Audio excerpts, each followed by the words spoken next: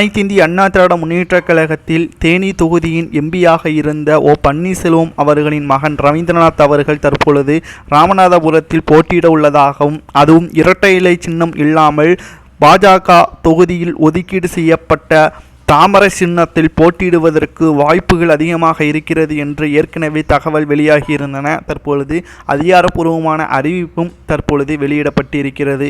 இதிலிருந்து அனைத்து இந்திய அண்ணா திராவிட முன்னேற்ற கழகத்திலிருந்து முழுமையாக ரவீந்திரநாத் அவர்கள் விலகிவிட்டாரா என்ற ஒரு தகவலும் தற்பொழுது கசிந்துள்ளது. மேலும் தனக்கு ராமநாதபுர தொகுதி ஒதுக்கீடு செய்யப்பட்டதற்கு பாஜக தலைவர் அண்ணாமலை அவர்களுக்கு நன்றியை தெரிவித்துக் கொள்கிறேன் என்றும், இதன் மூலமாக ஓபிஎஸ் அவர்களுக்கு பக்கபலமாக இனி பாஜக செயல்படும் என்று எதிர்பார்க்கப்படுகிறது. ஆனால் ஓ பன்னீர்செல்வம் அவர்கள் எப்பொழுதும் பாஜகவில் இணைய மாட்டார் என்று ஏற்கனவே வைத்திலிங்கம் அவர்கள் கூறியிருந்தார். தனது மகன் பாஜகவில் இணைவதை பற்றி எனக்கு சம்பந்தமோ அல்லது விருப்பமோ நான் தெரிவிக்க மாட்டேன். அவருக்கு என்ன தோணுகிறதோ அதை அவர் பண்ணுவார். மக்களுக்கு எந்த கட்சியில் இருந்தாலும் அவர் செய்யக்கூடிய நல்லது எப்பொழுதுமே செய்வார் என்றும் கூறப்படுகிறது.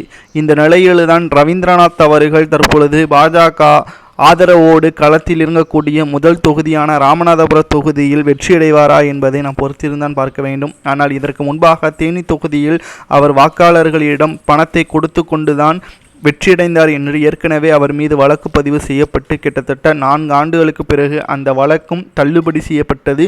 தற்பொழுது மீண்டும் அதே தொகுதியில் போட்டியிடாமல் ராமநாதபுரத்தை தேர்வு செய்தது எதற்காக என்பதை நாம் பார்க்கும் பொழுது, அந்த தொகுதியில் பாஜகவின் ஆதரவுகள் அதிகமாக இருக்கக்கூடிய நிலையில் ஓபிஎஸ் அவர்களின் மூலமாகத்தான் ராமநாதபுரத்தை ஒதுக்கீடு செய்யப்பட்டதாகவும் சிலர் கூறுகின்றனர். பார்க்கலாம், இந்த தொகுதியில் ரவீந்திரநாத் அவர்கள் வெற்றியடைகிறாரா அல்லது இதன் மூலமாக பெரிய ஆதரவுகள் ரவீந்திரநாத் அவர்களுக்கு கிடைக்கிறதா என்பதை பார்க்கலாம். இதை பற்றி உங்களது கருத்துக்களை கமெண்ட் வாயிலாக கூறுங்கள். மேலும் இதுபோல் அரசியல் செய்திகளை தெரிந்து கொள்ள நமது சேனலுக்கு மறக்காமல் ஒரு சப்ஸ்கிரைப் பண்ணிடுங்க.